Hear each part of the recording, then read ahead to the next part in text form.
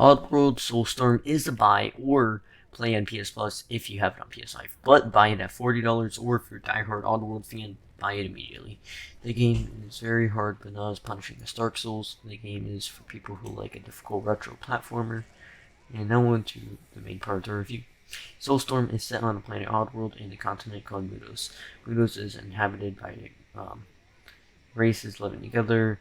Glucons run the majority of the continent, and Mudokans, I'm sorry if I pronounced that wrong, they use them as slaves, and it's your job to save them. Now, that's all I'm going to tell you about story-wise, because spoilers. The game has good characters, excellent pacing, and the cutscenes look graphically fantastic. Oh my god. I think the story and cutscenes sell the game alone. The story is dark and humorful at the same time, which is very hard to do.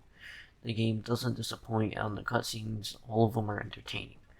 Now on to the gameplay. The gameplay is very retro, puzzle style, old school. I was turned off by the stealth and gameplay in the first 2 hours, but it got drastically better after that. So don't get put off by that.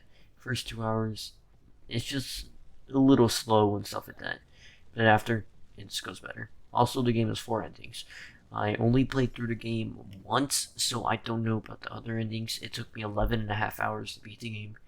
It could be more if you get everything, do the endings, or get all the endings, blah blah blah. Overall, the gameplay is pretty varied, and all the puzzles felt different, and they're not really rewarding, because the game's difficult, but it doesn't reward you. The story rewards you. Just so you know. The game gets way better after the 2 hours, like I said, so remember, do please give this game a chance. You might like it. If you can push through the difficulty in the first 2 hours, you'll have a great game. Now to value. The game has the main story and 4 different endings. The game's value isn't amazing because it's $50, but for $40, I think it's worth it. There is 4 endings, but there's not really that much replay value in my opinion, unless you get all the glucons and blah blah blah. But I don't know about 50 hours though. Or not 50 hours, $50. Excuse me, my bad. Now on to bugs and glitches. I had 3 crashes and a good amount of bugs in it, but they released a new update today when I finished the game, and they fixed a good amount of them, but I still experienced some bugs. Now on to the final verdict. The game has a great story, great puzzles, boring in the first 2 hours, but the value is okay, like I said, and it has bugs.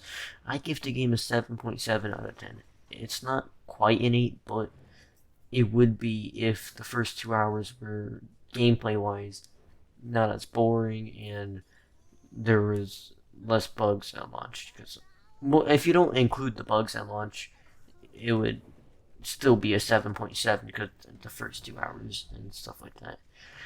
It's a good game, so you know. It just doesn't do anything super amazing, in my opinion.